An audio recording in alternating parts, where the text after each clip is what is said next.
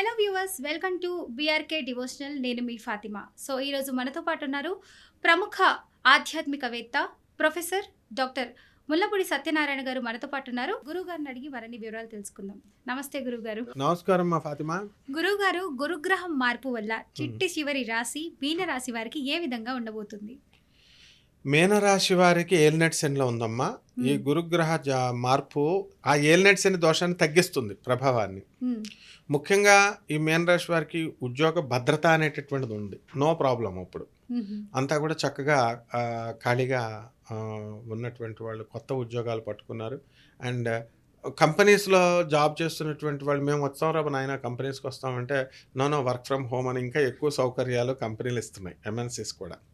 అంటే అంత బాగుంది, ఉద్యోగపరంగా ఏం ప్రాబ్లం లేదు. ఇక ఇన్కమ్స్ పరంగా కూడా ఏం ప్రాబ్లం లేదు.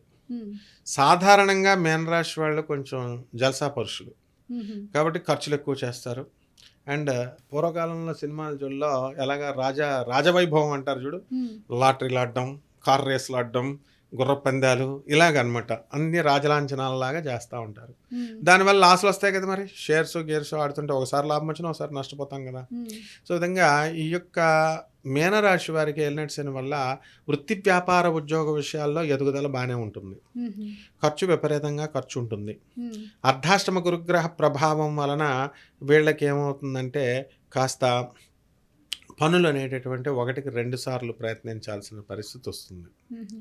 సో ఈ విధంగా ఈ యొక్క రాశి వారికి అందరికీ కూడా, మీనరాశి వారు వివాహాలు కానటువంటి వాళ్ళు ఇంకొంతకాలం వెయిట్ చేయాల్సిన అవసరం ఉంది. ఉద్యోగాలు రానటువంటి వాళ్ళు కూడా కొంతకాలం వెయిట్ చేయాల్సిన అవసరం ఉంది. అలా అని మేము ఉద్యోగాలు ట్రై చేయకుండా మానేయకూడదు. సో ఈ విధంగా ప్రభుత్వ ఉద్యోగాల కోసం ప్రయత్నిస్తున్నటువంటి వాళ్ళు, వాళ్ళకు కూడా ఇంకా మంచి రోజులు రాలేదు. They have to wait for some time, గురుగ్రహ ప్రభావం అయినప్పటికీ కూడా. అయితే కేతువు సింహరాశిలో ఉన్నాడు. దానివల్ల మనకి ఏమవుతుందంటే కాస్త శత్రుపీడ పోతుంది. మనకి విదేశాలకు సంబంధించి మనకి అవకాశాలు అనేటటువంటివి వస్తాయి. And chemicals, fertilisers, powders, chemical powders ఉంటాయి కదా, డ్రగ్స్, అలాంటివన్నీ కూడా వ్యాపారాలు చేసేటటువంటి వాళ్ళందరూ కూడా బాగా రాణిస్తారు. డ్రగ్స్ అంటే మళ్ళీ సినిమాలో డ్రగ్స్ కాదు, మామూలు పౌడర్లు, మెడిసిన్స్కి ఉపయోగించే పౌడర్స్. అలాగే సినిమా రంగంలో ఉన్నటువంటి వాళ్ళు, మీడియా రంగంలో ఉన్నటువంటి వాళ్ళు, వీళ్ళందరూ కూడా గ్రాండ్ సక్సెస్ అవుతారు. అండ్ హీరోయిన్లకు ఎక్కువ మంచి టైం ఇప్పుడు. అండ్ ప్రభాస్ కంటే కూడా ఎక్కువ రెమ్యునరేషన్ రష్మిక మందన్న కొట్టుకుపోయినా కూడా ఆశ్చర్యపడక్కర్లేదు. అంటే ఆ రేంజ్లో ఉంటుంది అని చెప్పడం హీరోయిన్స్ అందరికీ కూడా. సో ఈ విధంగా యాంకర్లకు మంచి సమయం ఇది, జర్నలిస్టులకి మంచి సమయం ఇది. కాబట్టి ఈ మీనరాశి వాళ్ళంతా కూడా విదేశాలకు వెళ్ళడానికి అవకాశాలు 100% ఉన్నాయి ఇప్పుడు. కాబట్టి చాలా సంవత్సరాలుగా ట్రై చేస్తున్నారు చాలామంది పాపం, వేరే వేరే దేశాలు. సరిగ్గా వాళ్ళకి వచ్చే టైంలో ట్రంప్ వచ్చి కూర్చున్నాడు. అందుకని వేరే దేశాలకు ట్రై చేసుకుంటారా అంటే వేరే దేశాలకు ట్రై చేసుకుంటున్నారు చాలామంది. సో ఈ విధంగా ఈ లోపల మళ్ళీ పాకిస్తాన్ వారు వచ్చింది, మళ్ళీ వస్తుందా రాదా అని భయం. అదే అయిపోయింది నరేంద్ర మోడీ గారి దయ వల్ల. ఈ రకంగా ఏదో ఒక అడ్డంకులు అనేటటువంటివి వచ్చినా సరే, ఆ అడ్డంకులన్నింటినీ కూడా దాటుకొని ఈ మీనరాశి వాళ్ళు చాలా ముందుకు దూసుకొని వెళ్ళిపోతూ ఉంటారు. కొత్త వ్యక్తుల పరిచయాలు అవుతూ ఉంటాయి.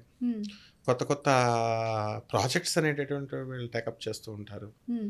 అండ్ నూతనంగా వీళ్ళు ఆలోచనలు కూడా చాలా నూతనంగా, నిత్య యవనంగా, ఉత్తేజంగా ఉంటాయి అన్నమాట. సో ఎవరైతే ఫారిన్లో స్టూడెంట్స్ ఉన్నారో అటువంటి వాళ్ళంతా కూడా బాగా సెటిల్ అవ్వాలని, జాబులు రావడం లేదని, పార్ట్ టైం జాబులు కూడా రావట్లేదని బాధపడేటటువంటి వాళ్ళు ఉన్నారు, ట్రంప్ పుణ్యాన అని.